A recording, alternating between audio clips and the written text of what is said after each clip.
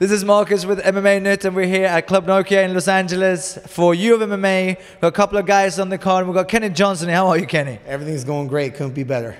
Who you got on the card tonight? I got Roman and I got Tommy fighting for the titles in, I think, 145 and 155. So the co-main events, if there is a co-main for amateur. But yes, they both try to have elite and systems. And so they come into Blackhouse, do some things. So I'm excited to see them, especially Tommy get the belt and then Roman retain the belt. So we're going to see this occur. Do you think it's going to be the wrestling that makes the difference? No, you know, I think for both of these guys, they have a good grasp, especially good Muay Thai, you know, and decent Jiu-Jitsu, and I think they have a good concept wrestling. I know that Roman's been wrestling a little bit more, and Tommy's really embraced it, but I really think that the way they put it together MMA-wise, you know, training with you, training with elite, training so they get the Muay Thai, they get Jiu-Jitsu, they get MMA, they get the wrestling. I think how they put it together is going to be important, not one style over the other.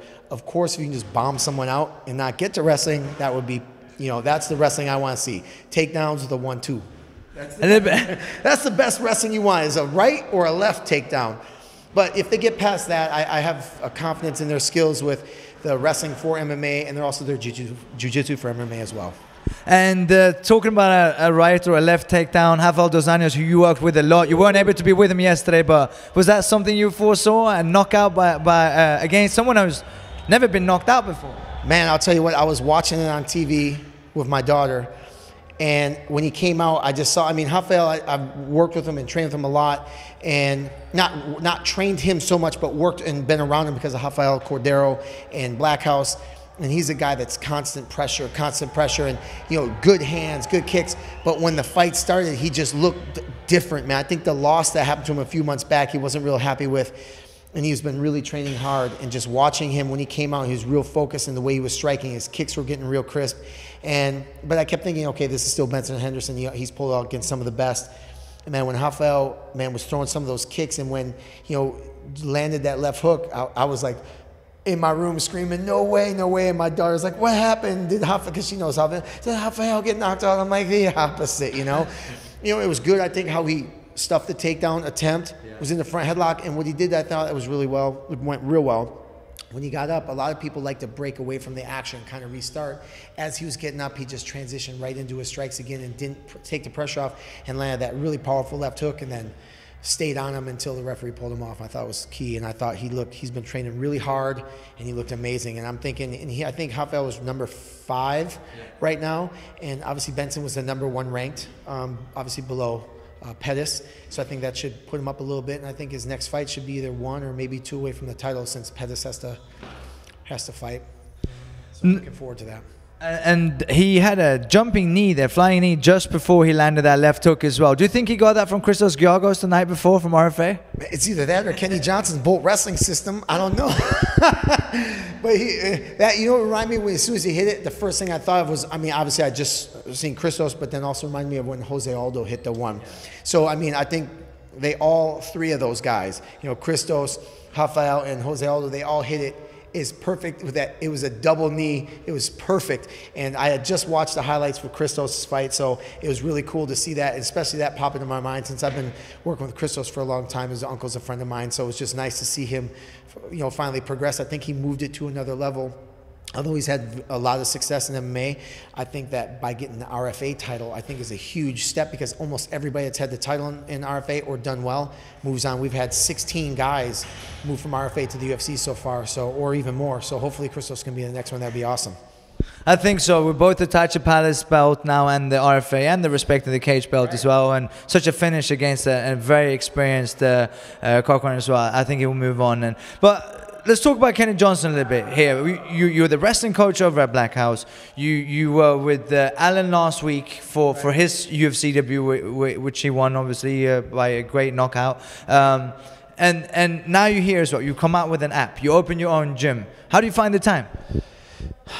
Man, you know, I have good people that are around me, and I just don't sleep that much. You know, I have good people that help me run the gym. You know, you got gyms. Look at you. This guy was in the Special Forces in Sweden. I mean, I don't know what that means, but that means something special.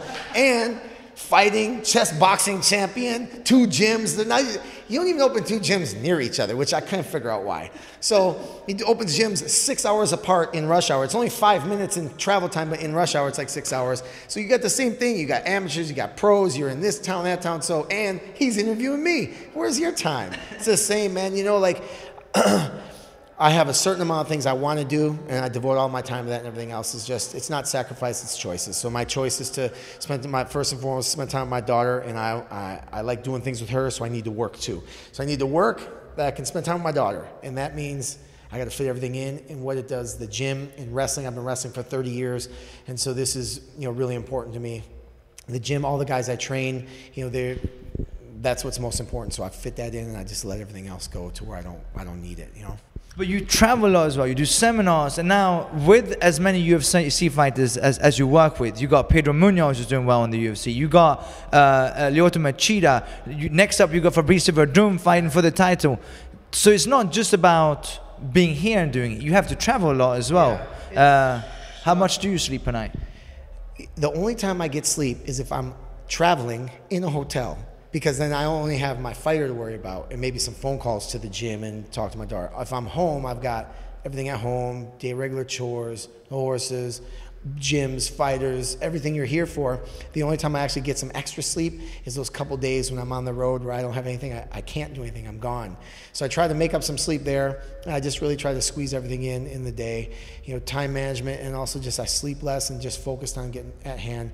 You know, really on a day-to-day basis, my daughter's priority, but what's really priority along with that is all the fighters and all my students, making sure that's good. And the seminars are necessary in order to continue to have that platform to get greater fighters, to keep training them, so I can take that knowledge and give it to my fighters, you know, whether they're amateur, brand new or not. And that's what's important. You know, I come to, there's not, obviously the guys in the UFC, that sounds great, but a fight is a fight. If you're in a fight in a cage, it doesn't matter if you're in the UFC or if you're in the respect in the cage, RFA, you're inside the cage, it's locked, there's a certain time frame, you get hit with a fist, it feels like just the same, whether it's an amateur or a pro. And so I have to give the same amount of instruction and give the same amount of effort to anybody that I'm coaching, because it would behoove me to, or not behoove me to, oh, this guy's only an amateur, now I don't need to go to your fight, or you know, just kind of hear a little bit, oh, but my UFC guy, okay, we're gonna do everything. Everybody didn't start off in the UFC, most people. They didn't just wake up and all of a sudden become in the UFC. So it's a process for everybody. And as you know, I have some guys that are at your gym that come to my gym and back and forth. And it's a tag team effort. So sometimes I know when they're not with me, they're at your gym, I'm like, cool, I can rest a little bit, they're there. If they're somewhere else I don't know, I might want to call them and say, hey, you need to get back here, or somewhere where I know they're training, that they're getting proper training. But you know, having good people around you and knowing what their schedules are, knowing who they're training with, and just knowing that to travel is part of this game. And when I know I'm going to be gone, when I'm home, just kind of having to devote that time to there. It's you're just mixing up that 24 hours a day and just deciding what's going to go out the window. For me, it's sleep. You know, there's a lot of things I have to do late at night that end up being book work, paperwork, things that during the day is impossible. You know, I got to ride my horses every day with my daughter, so that takes about 3 or 4 hours. So I got to stay up at night. Now, I know why you've been so successful with UFC fighters, but and MMA fighters, as you said, in general. But a lot of people don't, and so you have a great symbiosis. You work great symbiosis with Master Rafael Cordeiro, and he obviously sees something originally way back when in you, and allowing you and the trust in you to come in and work with his fighters. What is it about your wrestling that makes your guys so successful with it? You know, I think that, you know, when I always ask people, I always ask fighters the same question. Doesn't matter if they're amateurs, wrestlers, kids in high school, whatever. I ask them this question. I say, how important is it to you? That's it. I see the look on their face and I hear it. If they stumble over the words like, it's kind of done, I don't want it. It's really important to me, because if I'm there, my time is important, just like everybody's. But I'm going to probably care about your fighting career more than you, because to me, this has been my life for 30 years. And so I'm going to give you 100% of me to each person. I can do that. Rafael's the same way. And I'm willing to learn that each person's individual. There's a certain cookie cutter format, but then you have to expand it for each individual. Everyone needs a certain core skills. They need to do certain things, but then each person's an individual. And Rafael and I both look at it the same way. We both have the philosophy of how to train the same. How each person's an individual, what we think as far as the mental toughness should be. We are very similar in competition and training. So it's easy for us to sit down together, and we have no egos with each other. It's not about wrestling or about Muay Thai. It's about winning in the winning formula. So when we sit down to make a game plan for somebody, we see what they need. If they're actually lacking a little bit in wrestling, we'll spend more time wrestling. If they're lacking more in jiu-jitsu, we'll call a jiu-jitsu guy and we'll take the wrestling and the Muay Thai off and get them all up to speed so we can see what they want to do. And it's very rare that you get a high-level coach like Rafael that's willing to, you know, because he's just like me. I'm pure wrestling, so everyone thinks, oh, what do you think, just wrestling? No way. We need wrestling for MMA. Before you start wrestling, you have striking. It's if you get past your striking, now there's the wrestling, and then once they pass that, you're on the ground, you have jiu-jitsu. So it can happen very quickly. If the guy gets up, they're striking again. So we want to make sure that they have all areas covered, and we just work a way that enhances the athlete's skills in their career. For us, we're always going to be behind the scenes. You might see us for a little bit here and there, but it's not a problem. I know what my guys are doing well, and they know who's helping them, and that's what's important, you know. I know when I'm gone, my guys win. It's, you know, it's important to see how they're putting their striking together. Did they defend the takedown? I can see the move they're doing in jiu-jitsu. They're just working on with whatever, you know, with Pedro showing them a heel hook. I show the guy getting out of it. I'm like, damn, Pedro just showed him that. I'm like high-fiving the TV, you know? So really, I think having a coach that is willing to learn, listen to the athlete, what they want, but also be able to put them on a path, because the athletes sometimes aren't on the best path. They need to get forged and hammered out a little bit.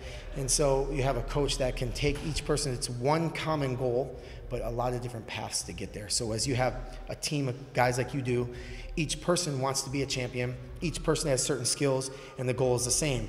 Get a fight, win, hopefully make it to the next level, RFA, UFC, whatever. But each person has to be motivated and taught differently, but with a same common goal. And especially if you're teaching 10 or 15 people at once, you know, so Rafael's used to that, I'm used to it, and so having good people around like that understand that we're able to communicate, and like you've seen, we're not fighting each other for time in the gym. We're actually sitting there, okay, coach, what do you want to do? No, what do you want to do? Okay, well, I think he needs this. Let's do that and then strike. Okay, perfect. Not, okay, we're going to do Muay Thai only, forget wrestling, because he's not going to need wrestling because he's just going to knock him out. You know, I've been with coaches like that before. I was like, and if he doesn't knock him out, and the guy gets on his leg, what are we going to do here? Okay, so Rafael's really good with that, and him and I clicked right away. You know, we met each other a few years back throughout different athletes, but then when he was coaching at Blackhouse when I was there, he came in, and then we started doing Wanderlei Silva together, Fabricio, Rafael, Lyoto. So we have a lot of, we joke, we're like, say we're domestic partners, because we always, as we travel, we live in the same hotel. We can high-five before bed. Hi, Rafael, I miss you, buddy. I was very jealous that, we were both in Bangor, Maine, but with different guys. So it was weird, like we walked into each other and we saw, I was like... You feel like you're cheating on each other? Not like cheating, but like, how come you're in a different room? You know. I didn't unfriend you. We were just in the different rooms. So it was funny to see him. We're walking through the hotel, passing each other, and you just want to stop and you want to talk more because you're used to just walking together. It was the first time we were at a fight that we were crisscrossing, and obviously opponents not fighting each other either. So but it's nice to be back. We got Pedro next, then Lyoto, then Fabricio. So we have a nice schedule going on. But again, Rafael is the man. He's probably one of the best coaches I've ever worked with or ever around. So he gets it, and that's why he is the best. So you got Pedro Munoz coming up again, then you got Lyoto Machida after that, and Fabricio Werdum. Any new strategies or any differences in the games? And we looked at Weidman versus Lyoto Machida, 10 different ways that fight could have gone. I would never expect to see Weidman and Lyoto standing banging out in the center. Well, you know, I think we had a perfect camp, perfect training. Not a plan, not a specific plan like we're going to do A, B, and C, but the A was when we lost against Phil Davis about a year and a half ago in Brazil. We lost. I think we won that fight. I think a lot of people think we won it. Dana said we won it, whatever. But I think the reason why we lost is because Lyoto's style was like the karate elusive, come in, bang it out, and leave, which you want to. Beat the guy up, don't get hit, and move out. But apparently the judges want blood, and everyone wants blood, so we just become more aggressive. And in Mark Munoz and Musasi, we put the pressure on, we stayed aggressive. We continue that, but we're going to go 5 rounds. Our cardio was on point, wrestling, Muay Thai, Jiu-Jitsu. I mean, he's working with Rafael, he's working with Henry Gracie, he's working with me. We got the best trained partners in the world, he's ready. When you watch the fight, I think he gave Weidman a little respect. He didn't start until later into the fight. So when he saw him win the 4th round, how he started the 4th round is how we were supposed to start the 1st round. he kind of let Weidman control the fight. He then got back to where he's around the circle. So basically the long and short of that fight is everything that we wanted to do, we did. We were banging it out, which I wish we wouldn't have been banging out in the 5th round, because if we would have started banging it in the 1st round like we wanted to, maybe the 3rd or 4th. Because like you said, everyone said, oh, if there was one more round, if there was 30 more seconds. But we know in the title fight, there's 5-minute rounds. We just started a little bit late, but he had a perfect camp. He was in shape, everything. He even said he gave him a little respect, and he was strong, and he was worried about the takedown, worried about this.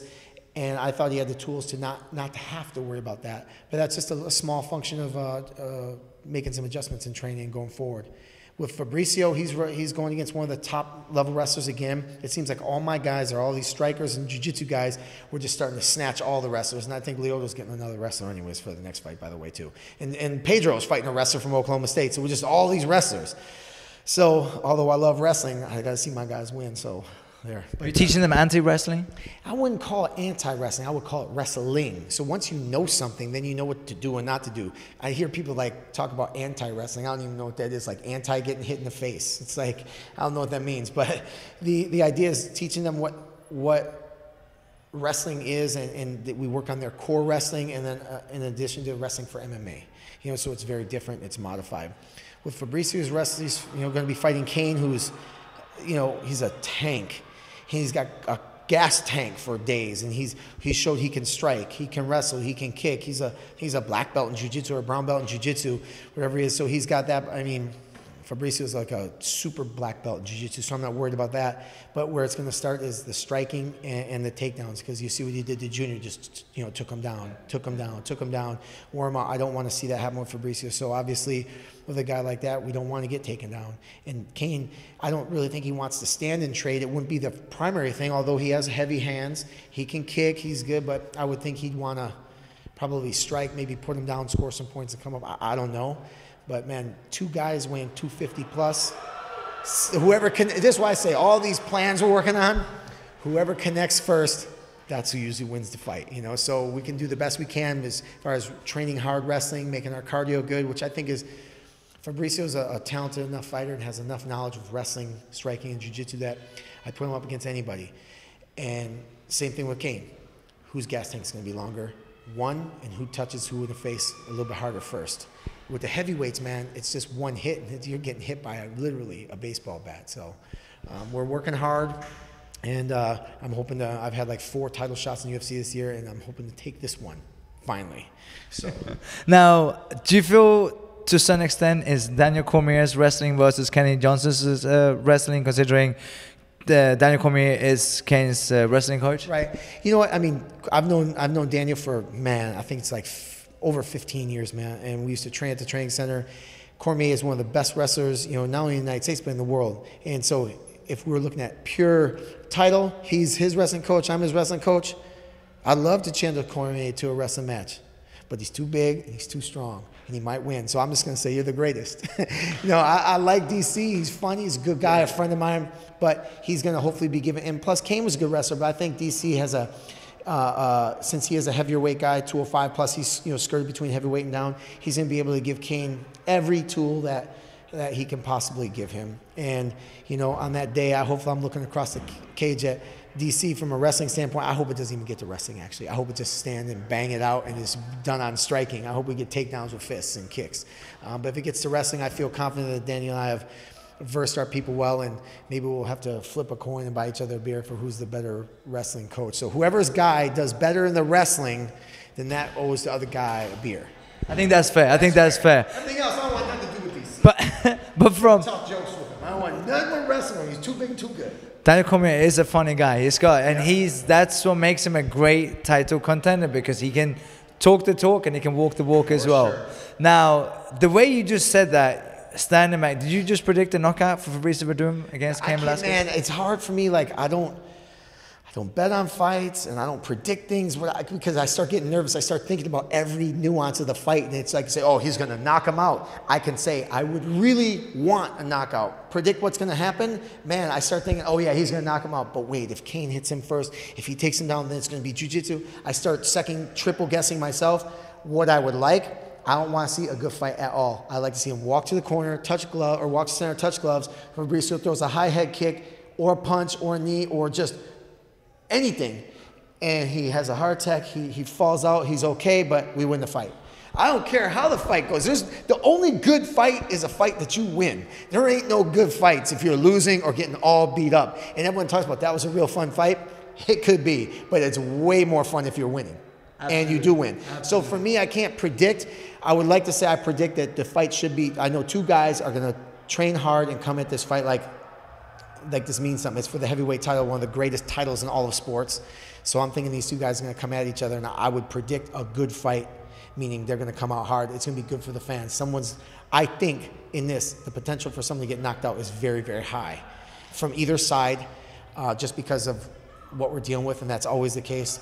I'd like to see my guy on top. I really believe in him. I believe in his work ethic, what he's been doing, working with me, Rafael Cordeiro, everyone he's doing. So I'm excited. And it's nervous at the same time. You know, when they shut the cage, the umbilical cord gets cut, you can't do nothing but like start to think, did I tell him that? Did I tell him? Did he set his alarm?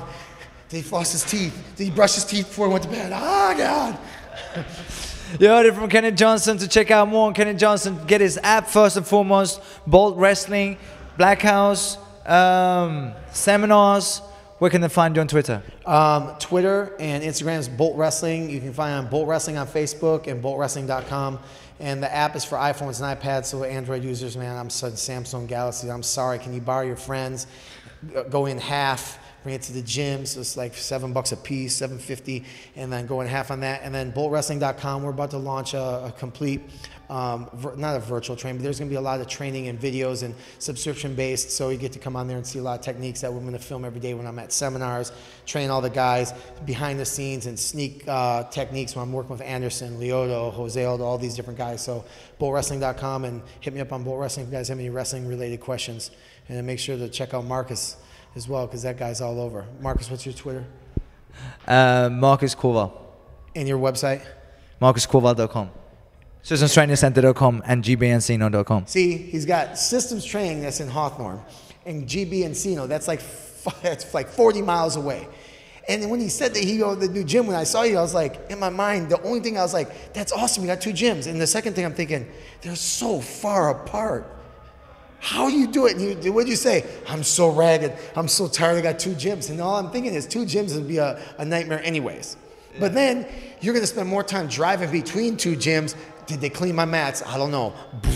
Let me see. Oh, man, they didn't pick up the punching bags. Who am I going to yell at? Oh, they're sleeping. Let me go to my other gym. So that's when you told me that, I was like, oh, my God. I think I only want 1 gym, unless they're like 3 blocks from each other. Anyway. Some very true words, and it is a lot of work, but check them out anyways. And Kenny, looking forward to seeing you in the corner as always with both Pedro Munoz, Lyoto Machida, and with Fabricio Werdum for the heavyweight world title. Bolt Wrestling.